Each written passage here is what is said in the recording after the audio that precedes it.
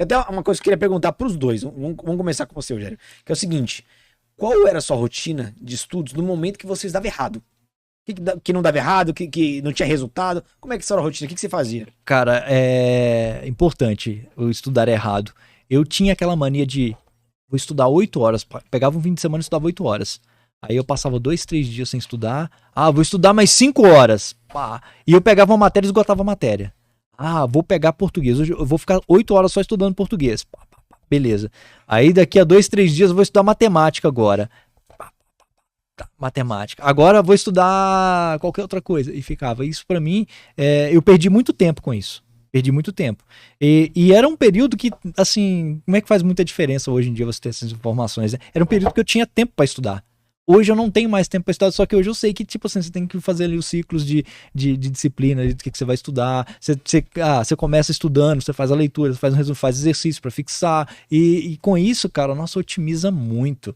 Eu fico pensando, se hoje eu tivesse o tempo que eu tinha lá atrás e conseguisse ter essas dicas de estudo para você organizar ali a sua rotina de estudo, seu material, igual você falou, uma vez que você cria uma base ali, cara, fica muito mais fácil para você estudar qualquer outra disciplina. Esse foi um erro clássico que eu cometi, assim, que eu acho que acho que é difícil alguém hoje cometer esse tipo de erro. Não, tem muito, tem muito. A gente quer esgotar uma matéria de cada vez, tá mais preocupado com a carga horária, esgotar matéria sem fazer revisão, por vezes, só ficar estudando. E você falou uma coisa que chama atenção, que é o seguinte, depois você passou a não ter o mesmo tempo. Você teve menos tempo, mas já sabia estudar. Então, com menos tempo, você começou a atingir mais resultado. Exatamente. Porque você começou a estudar da forma certa, né? E o que você fazia nessa época que você tinha menos tempo, mas começou a ter aprovação? Então, resultado? É igual esse período, principalmente quando eu e o Anderson a gente estudava na biblioteca.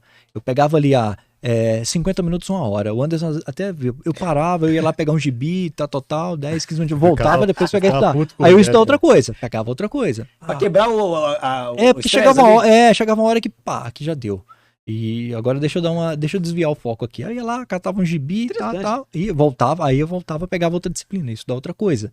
E aí, às vezes, eram 2, 3 horas que a gente tinha para estudar, mas aí rendia mais por isso, porque eu sempre começava a estudar uma matéria já com a mente fresca. Eu não começava pilhado. Cara, tô pilhado. Não, eu parava, dava aquela relaxada, tá. Aí agora eu retomo. Agora eu vou fazer isso aqui. É a primeira vez que eu escuto isso. Então você relaxava lendo outros assuntos. Gibi da Mônica. Nada a ver. Porque assim, na época eu não entendia. Vamos supor, ele aqui estudando, eu aqui estudando, né? Na biblioteca. Aí passou 1 hora. Eu lá lendo aquela coisa chata de direito e tal. E aí de repente o Rogério levanta. Onde você vai, Rogério? Pegar um gibi do Cascão. É que o gibi você lê rapidinho, né, cara? Você rapidinho você... Não, mas você não vai... Não, eu vou dar uma relaxada. Eu ficava assim, tá fazendo merda, cara. Eu pensava isso, né? Ficar lendo gibi, meu, a gente vê na biblioteca. Mas por quê? Depois você explicou, né, Rogério? Ele não conseguia focar por muito tempo. Ele tinha que parar. E aí, o jeito dele relaxar era lendo gibi. Né? Pra uns pode ser videogame, pra outros pode ser... E o que a gente fala, a gente precisa se conhecer, cada um. Isso talvez não funcione com todo mundo, não vai funcionar com a maioria. Mas quando eu me conheci, que eu percebi que, assim, depois de 1 hora, eu não consigo render mais. Eu preciso parar e fazer alguma coisa. Só que, se eu parar também e ficar aqui olhando pro nada, eu vou voltar... Então, pra desligar, eu vou e faço uma coisa aleatória. Um gibi, você lê rapidinho ali, eu gosto, pegava o gibi rapidinho ali, 10, 15 minutinhos, liquidava o gibi, opa, agora deixa eu ir lá estudar matemática. Mas já vinha novo, já vinha novo, fechado. Dava uma revigorada e continuava, cara. Então isso pra mim, queria eu ter descoberto isso quando eu tinha 5, 6 horas pra estudar. Comprar mais gibi da Mônica do que livro. Ia fazer... Então é uma coisa que pra mim funcionou muito bem, cara, quando eu entendi que você não precisava esgotar uma disciplina ou um tema, mas... Consegui... E nem carga horária excessiva. E o Michael falou isso com a gente e é bem interessante. Assim, sem querer, eu acabei descobrindo isso, que é o tal de você começar a viver o processo. Curtir o processo.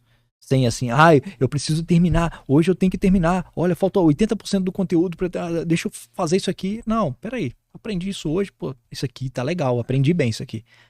Tô fazendo exercício aqui, tô vendo, caramba, tô acertando as questões legais. Você visualiza o progresso, motiva demais, né? Você sente que tá caminhando para um caminho certo. Isso é importante, cara. Então eu queria ter descoberto isso antes, né? Poxa, primeira vez que você estuda de gibi, gostei dessa.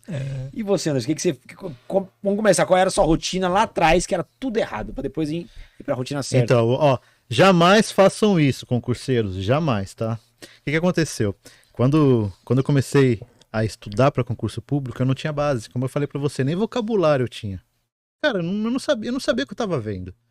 Só que quando você não tem base, não tem vocabulário de nada, você não pode pular o processo. É como se fosse um fluxo. Você começa do 1, do 2, do 3, do 4. Eu já quis pular do 1 pro 5, por exemplo. E eu perdi muito. O que a gente pode... O exemplo que eu posso dar para você. Se você quer montar um prédio, se você quer levantar um prédio, construir, se você não tiver uma base, o alicerce ali embaixo, você só quer mexer lá em cima, ali embaixo, se você não tem uma estrutura, aquele prédio vai cair. Você tem que montar ali embaixo a sua base, na estrutura. E isso eu não fiz. Foi por isso que, por exemplo, eu fiz 80 concursos, eu fui na teimosia. Foi por isso que eu consegui, mas essa forma era totalmente errada de estudar. Eu não conseguia passar por causa disso, porque eu não tinha base, eu não tinha estrutura. Então a galera que está em casa agora, ela não tem base, ela tem que começar do zero. Putz, eu não tenho vocabulário, exemplo. Pô, se você não tem vocabulário, cara, começa a ler jornal. Sabe, começa a ler lá na UOL, na Globo.com, Folha, começa a ler notícias, começa a ter vocabulário. Porque certamente a pessoa vai conhecer as palavras, ela vai entender as coisas e aí isso vai tornar hábito na vida dela. Quando eu comecei a aprender um pouquinho de português, por exemplo, eu conseguia fazer crase, conseguia aprender que era concordância, regência nominal. Eu falava, pô, que legal. Aí tudo que eu ia ler, eu ficava procurando erro. Eu me tornei pedante, cara. Fiquei chato em português. E no começo, eu falava menos. Entendeu?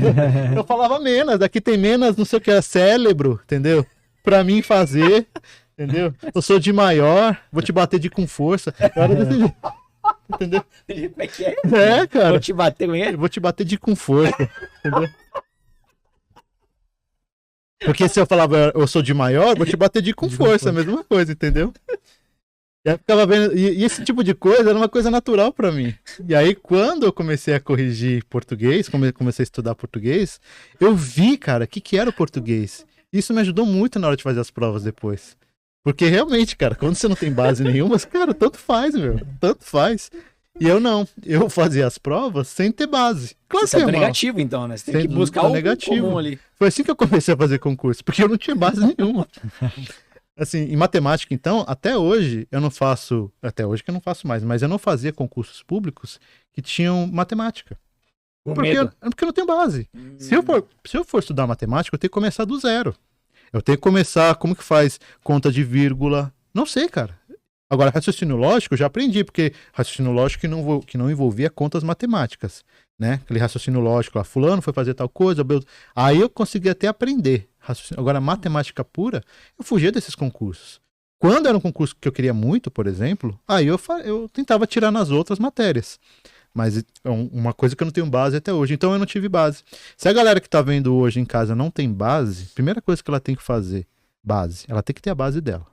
E aí tem que estudar, que a gente fala, as matérias básicas de concurso público. Português, matemática, raciocínio, constitucional, administrativo e agora tá entrando fluência em dados. TI. Nossa. Tem que aprender isso. Se Informática já é o basicão, né? Informática hoje nem pede mais Excel, Word, não pede mais isso. Hoje é fluência em dados. É COBIT, Python, essas coisas aí. A pessoa tem que saber essas coisas. Esse é o futuro dos concursos públicos, querendo ou não. Nossa. A pessoa tem que saber essas coisas.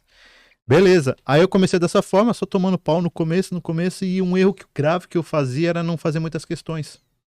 Esse era um erro muito grave. Porque, o que eu falo? A gente não pode se enganar. Quando você acaba de estudar uma matéria, você acabou de estudar, aí você acabou o capítulo, aí atrás tem 5 questões. Você olha 5 questões, cara, tá na sua cabeça. É muito fácil acertar. Você vai acertar. Agora, pega essas 5 questões, faz daqui 2 semanas. Você vai acertar? Provavelmente não. Por quê? Porque você ainda não... Sabe, você só leu uma vez, tal, então aquilo ali, eu só me enganava.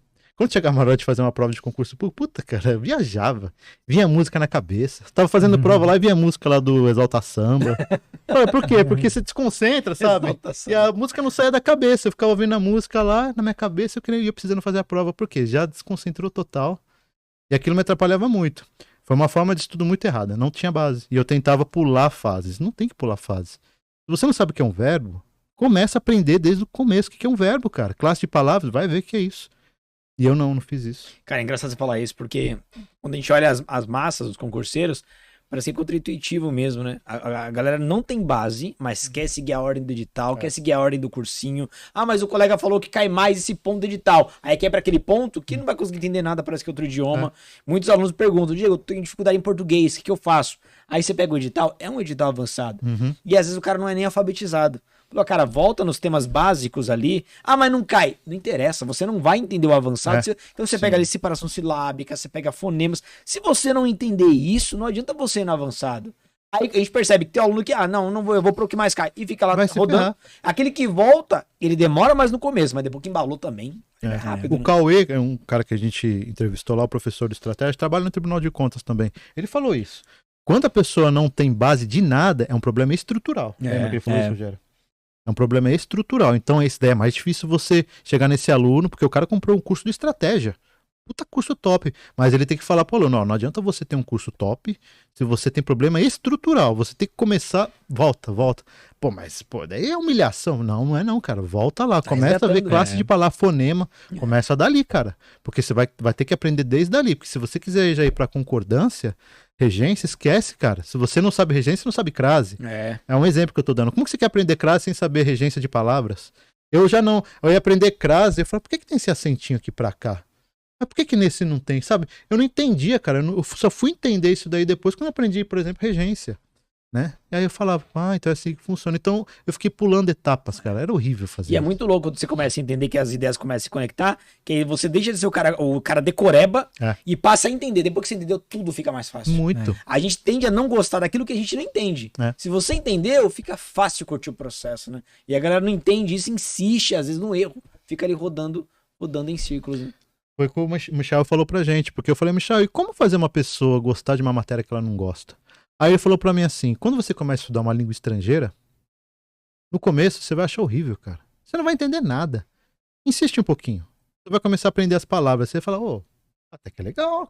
Não é tão chato assim. Aí você começa a estudar mais aquela língua estrangeira, chega uma hora que você fala assim, aprendi. Aí você vai embora. Foi isso que ele falou das matérias que a gente não gosta. Porque certamente não é uma delícia você estudar fonema. Não é uma delícia você estudar algumas partes de matérias de português, de matemática. Você acha um saco, cara. Você quer ir? Não, quero aprender contabilidade, quero aprender direito, quero aprender estatística. Você quer ir nessas matérias de excelência top, se você não tem nem base, cara. A primeira vez que eu estudei a Lei de Responsabilidade Fiscal, que é a Lei Complementar 101, a LRF, cara, a primeira vez que eu li, eu não tinha vocabulário. Foi na época que a gente foi prestar o MPU. Eu não entendia a palavra, eu não sabia nem o que estava falando. Portanto é que eu falava, Rogério, decora, cara. Não sei nem o que tá falando, mas decora.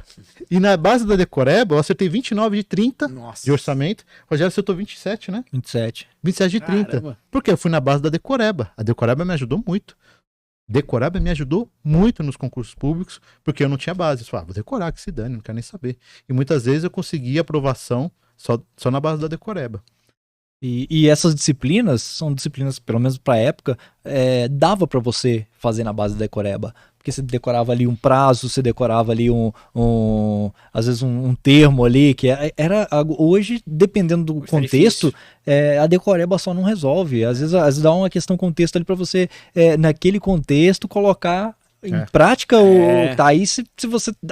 eu sei, mas e aí? Como é que eu vou jogar nesse contexto, entender? Porque, o decoreba, ele funciona muito em retas finais. Mas se você estuda de longo prazo, você vai esquecer de quase tudo. Eu lembro da prova da OAB, pelo trabalhista, eu odiava trabalho, processo de trabalho, e eu decorei muita coisa na reta final. E eu mandei muito bem trabalho para esse trabalho. Depois, eu não lembrava mais de nada. É impressionante, tudo, né? Aquilo que foi no decoreba. Agora, aquilo que eu aprendi de verdade, eu levei pro resto da vida. Agora, aquilo que foi no decoreba, passou uma semana, não lembrava mais de nada. Então, é um risco pro concurseiro de longo prazo, né? Isso é. Concurseiro de médio prazo.